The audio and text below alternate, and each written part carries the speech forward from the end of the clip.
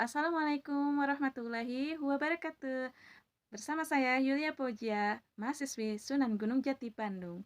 Saya akan mempresentasikan tugas lokakarya saya, yaitu komponen analisis capaian pembelajaran. Berhubung saya mengajar di jenjang TK, saya mengambil fase pondasi.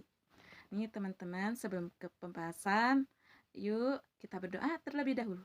Bismillahirrahmanirrahim. Kita simak, kita saksikan analisis yang saya buat.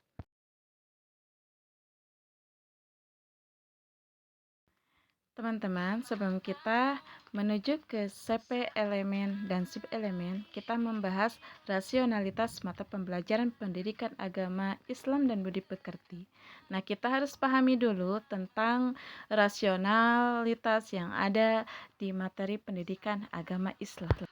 Pendidikan agama Islam dan budi pekerti secara bertahap dan holistik diarahkan untuk menyiapkan peserta didik agar mantap secara spiritual, berakhlak mulia, dan memiliki pemahaman akan dasar-dasar agama Islam serta cara yang mungkin saya menjelaskannya secara rinci saja. Nanti kita lanjut ke tujuan mata pelajaran pendidikan agama Islam.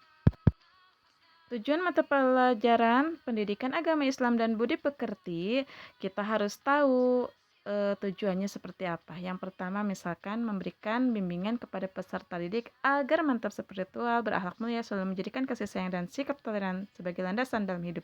Yang kedua, membentuk peserta didik agar menjadi pribadi yang memahami dengan baik. Yang ketiga, membimbing peserta didik agar prinsip-prinsip Islam. Yang keempat, mengkonstruksi kemampuan nalar kritis peserta didik dalam menganalisa perbedaan. Mungkin penjelasannya secara rinci saja ya. Nanti kita lanjut ke karakteristik mata pelajaran pendidikan agama Islam. Karakteristiknya, yang pertama, Al-Quran, hadis, akidah, akhlak, fikih, dan sejarah peradaban Islam. Nah, kita mengacu pada modul RA ya. Di situ sudah ada. Sumber referensi tidak hanya dalam satu sumber saja. Kita harus pintar-pintar mencari sumber referensi dari yang lain. Nah, kita lanjut ya. Sebelum mengenal ke elemen subelemen, bahwa kita harus pahami 3 CP yang memuat di dalamnya, yaitu ada nilai agama Islam dan budi pekerti, yang kedua jati diri, yang ketiga literasi, numerasi, dan STEM. Itu teman-teman. Dan selanjutnya kita harus tahu nih elemen dan subelemennya. CP elemen pada CP yang tertuang dalam analisis ini, yang pertama yaitu ada Al-Quran, hadis. Yang kedua ada akidah, dan yang ketiga ada akhlak. Yang keempat ada fikih, dan yang terakhir ada sejarah peradaban Islam. Nah, yang membedakan antara fase A dan fase pondasi mungkin dalam keluasan dan pedalaman materi tersebut.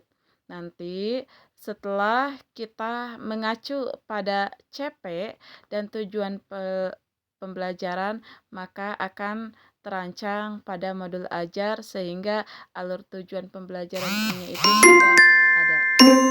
Mungkin pembahasan dari saya seperti itu dikarenakan analisis komponen fase pondasi itu tidak ada acuannya.